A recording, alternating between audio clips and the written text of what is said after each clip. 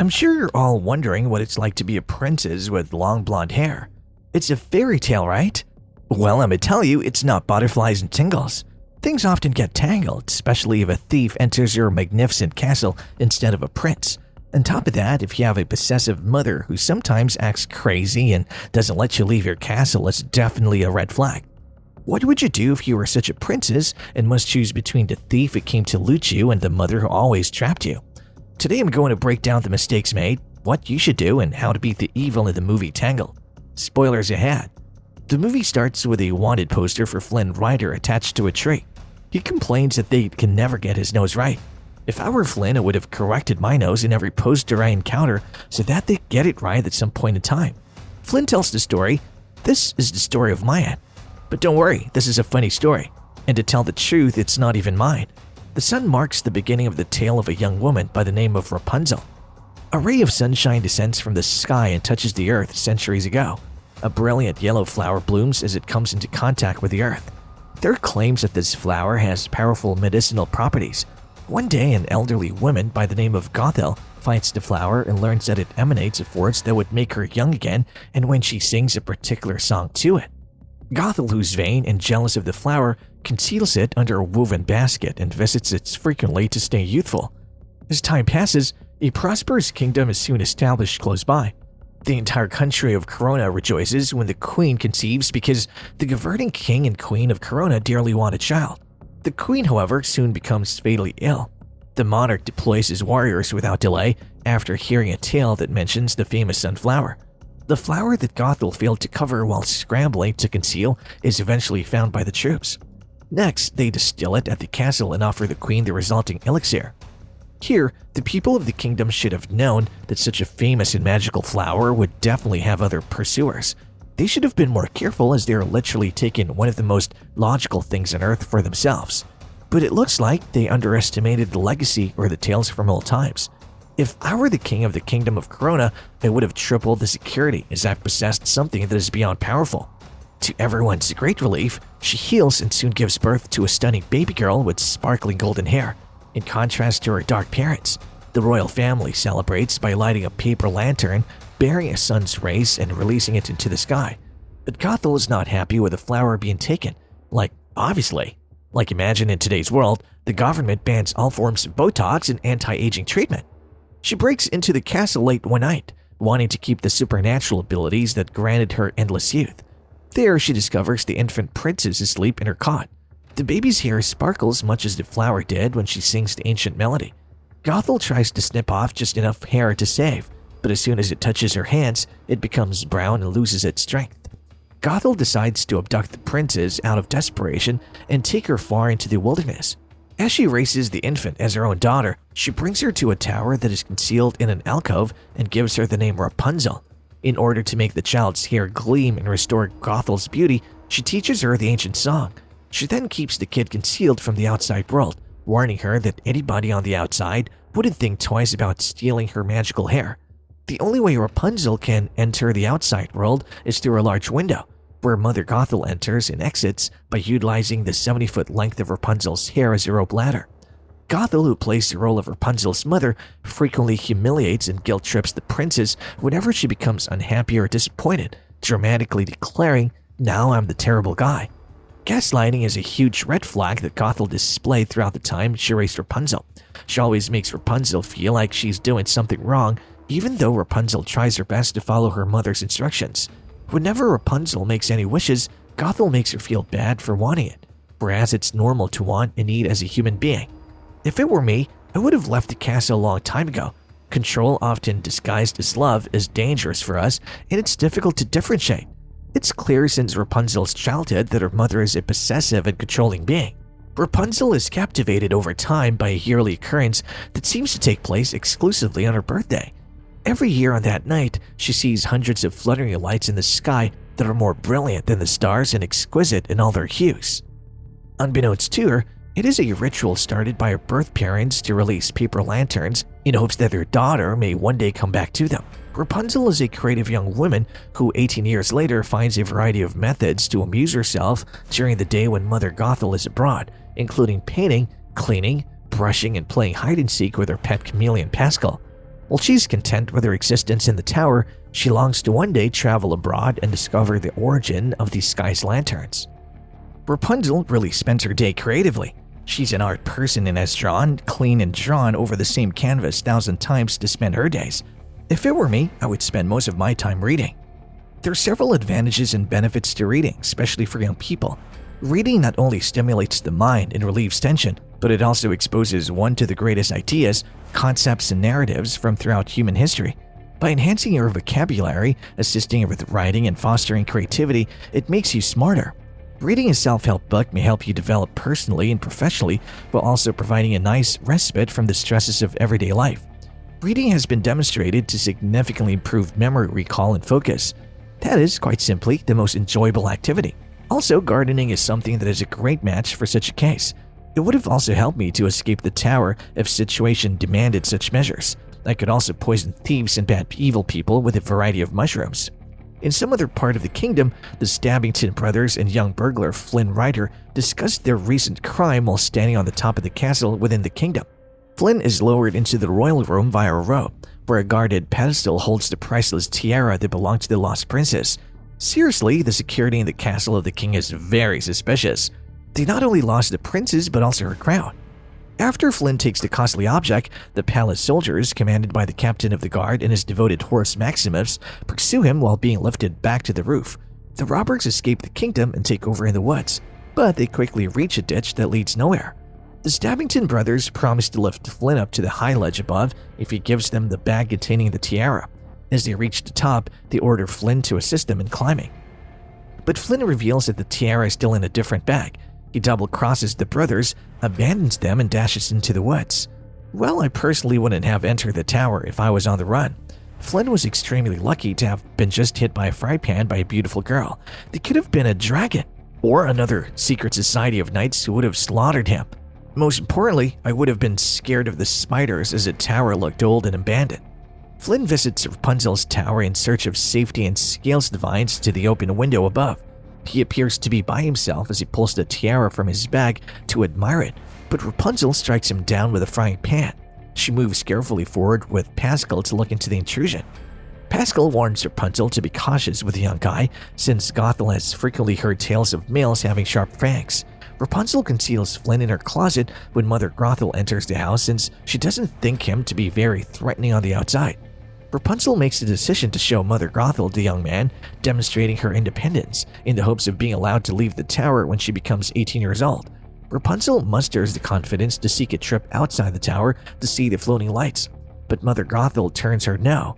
She advises Rapunzel that she would never go since the world is just too hazardous for someone with her level of inexperience. As she now sees no value in doing so, Rapunzel refrains from informing Mother Gothel that she has a stranger locked away in her closet while solemnly vowing never to beg to leave the tower again. Instead, she requests that Mother Gothel collect rare white seashells for her birthday in order to restore her white paint. Despite her hesitation, Mother Gothel agrees to travel to the coast for 3 days. While no one is looking, Rapunzel drags Flynn from the closet and ties him to a chair with her hair. She offers a bargain as he awakens. I would have planned an escape route as I have tons of free time to think. Making a rope escape sounds also a great plan and an easier way to leave the tower. Also, pretending to be kidnapped while hiding in the tower also sounds like a great idea. If he takes her to see the floating lights and returns with her to the tower before Mother Gothel leaves, she will give him his satchel back with a tiara that she has hidden inside. Flynn agrees grudgingly. Flynn can only watch as Rapunzel flees through the forest in fits of joy and fright outside the tower, digging her toes into the grass for the first time. Rapunzel is eager to experience life outside of her castle, but she also regrets disobeying her mother. She assures Flynn that she's fine enough to continue the trip despite her remorse and bewilderment. Flynn leads her to the adjacent Snuggly Duckling Inn, a bar frequented by a variety of criminals and outlaws, in an effort to discourage her. When the thug identifies Flynn from wanted posters and tries to detain him for a reward while one of their comrades goes to alert the guards, Flynn's plot to frighten Rapunzel into returning to the tower fails. Rapunzel begs them to free Flynn and inquires as to if anybody has ever dreamed. Their hearts are softened by her innocence, and they all share their hopes. The guards set up a distraction when they get to the inn to let Rapunzel and Flynn get away through a covert tunnel and bring to inspire her to pursue her ambition. The horse Maximus arrives at the inn as they descend the tunnel and follows Flynn's track to the hidden trapdoor. He directs the security officers to a big quarry where they surround Rapunzel and Flynn. Maximus attempts to reach them by unhinging a big wooden beam, but this causes the dam over the quarry to become unstable. A wave of water rushes into the quarry as it crumbles. Falling rocks cover the entrance to the cave, trapping Rapunzel and Flynn within. When water starts to overwhelm the cave, Rapunzel and Flynn realize their predicament and both confess a secret to the other. Flynn acknowledges that Eugene Fitzherbert is his real name. He's informed by Rapunzel that when she sings, her hair glows. She then decides to start singing after realizing how to take advantage of that. Her shimmering hair reveals a gap in the boulders where water escapes, and Flynn successfully moves the rocks, slightly hurting his hand in the process to escape from the other side. Maximus, the horse, suddenly runs out in front of Mother Gothel, surprising her. She instantly panics, thinking that Rapunzel has been found and saved by his rider, a royal guard. She's astonished to see Rapunzel gone, and she's even more shocked to see the tiara concealed beneath the stairwell, along with a bag and a Flynn wanted sign. Gothel grabs the satchel and tiara and embarks on a hunt for Rapunzel since she's determined to find her. She follows Rapunzel to the Snuggly Duckling and then follows her into the quarry, the cave, and back into the forest. The Stabbington brothers approach here or there, but she exploits them to her advantage by offering to aid them in exchange for the tiara, Flynn's retaliation for betraying them, and something worth much more. Rapunzel tells Eugene that her hair doesn't merely shimmer as she wraps it over his hurt hand that night as they set up camp. Eugene is shocked as she sings and cures his injuries while her hair sparkles. In order to protect his reputation, he begs her not to tell anybody his real identity. He explains that as an orphan, he chose the nickname Flynn Rider after reading about a robber by that name. He envisioned himself as a wealthy adult who would enjoy the freedom of traveling the globe. Rapunzel admits she truly prefers his true name, though. Mother Gothel comes to Rapunzel from the adjacent bushes and informs her that they must go back to the tower when Eugene departs to fetch more firewood. In addition to refusing to go, Rapunzel admits to Mother Gothel that she believes Eugene likes her. Before giving the bag containing the tiara to Rapunzel, Mother Gothel dismisses the notion and informs her that Flynn is only interested in one thing. Rapunzel is instructed to contradict her and put Eugene to the test by giving him the satchel, but not to come wailing if he takes it and runs off. Rapunzel conceals the bag as Flynn leaves, unsure yet worried that Mother Gothel could be correct. Gothel and the Stabbington brothers keep an eye on them close as they settle up for the night. The following morning, Eugene awakens to see a wet Maximus staring down upon him fiercely. Rapunzel befriends the horse and persuades him to let Eugene stay with her, until she sees the floating lights in response to Maximus' effort to carry Eugene off. Maximus gives in but follows the two as they enter the realm. Rapunzel's hair is nearly braided to prevent dragging as the marketplace is bustling with shoppers and locals getting ready for the Sky Lantern Festival. She observes a large tile image of the royal family, which features a young child with golden hair, while she and Eugene visit the realm. When the time for the lanterns to be released draws near, Eugene finds himself getting fond of Rapunzel and takes her out in a boat to the middle of the lake around the castle. They stand there in astonishment as the lights are turned on and a gentle orange glow fills the sky. Rapunzel carefully pulls one floating lantern with a sun symbol back up into the sky. She then gives Eugene access to the bag that she had been concealing, but in contrast to what Mother Gothel had prophesied, he sets the bag aside and takes Rapunzel's hands instead. Eugene notices the Stabbington boys on the surrounding coast before they can exchange kisses. He instructs Rapunzel to wait, rows the boat in, and then arrives with a bag to meet them. He delivers the satchel to the brothers after realizing that Rapunzel is more important to him than the tiara. But the brothers later confess that they are no longer interested in the tiara. Rapunzel is startled to see the Stabbington boys approaching as she waits by the boat. Before attempting to take her for the power of her hair, they accuse her that Eugene broke her trust and point to a silhouette on a boat on the lake. Rapunzel tries to flee in horror, but her long hair becomes tangled in a tree log. Mother Gothel comes and renders the brothers comatose before they can seize her. Rapunzel walks back to the tower with Mother Gothel in tears, vowing never to disobey her once more. This already sounds shady, as why would your mother be so controlling? If it were me, I would have made empty promises and escaped the first instance I see an opening. Try to get assurance sounds really suspicious, and I would have doubted my mother is up to any good. In the meantime, Eugene's yacht is anchored close to the palace. Flynn awakens after being knocked unconscious and tied to the boat's mast with a tiara next to him, while Maximus observes from a nearby location. The dock guards apprehend him right away. Mother Gothel consoles Rapunzel after she's back inside the tower's walls and promises that they will move past this horrible ordeal. Rapunzel observes a repeating motive as she makes her way to Rome, the same sun emblem that she saw inside the kingdom, and on the exact lamp she pushed upward is painted on the walls and stitched on her bedclothes. She recalls the newborn with the golden blonde hair being carried by her parents, who had dark hair, and all of a sudden, she knows she's the missing princess. Gothel, when confronted about it, concedes the truth but insists that all she did was done for Rapunzel's safety. If I came to know or even had seen hints that I might have been kidnapped, I wouldn't even confront my kidnapper. I would first get to safety and get law enforcement near me. I would try to get my mother arrested if I got any clue I might be kidnapped. Confronting someone in such a vulnerable position will only tighten the grip of control. In Rapunzel's case, the moment she put all the pieces together, she should have escaped to find the truth. Now she will only be in a more dangerous situation. Gothel informs Rapunzel that Eugene will be put to death when she inquires about what will happen to him. Rapunzel, who's furious, turns to go, but Gothel decides to be the bad guy and menacingly approaches her. Eugene observes the Stabbington brothers imprisoned in their own cell as he's being carried to the gallows. They confess that they were acting in accordance with Mother Gothel's pledges to bring Rapunzel back when he asks what happened to her. Knowing that Rapunzel is in danger, Eugene tries to flee but is unsuccessful. When Maximus and a couple of Snuggly Duckling goons show around, they assist Eugene in escaping so that he may ride to Rapunzel's tower. He cries out to Rapunzel below the tower, who responds by letting her hair down so she can ascend.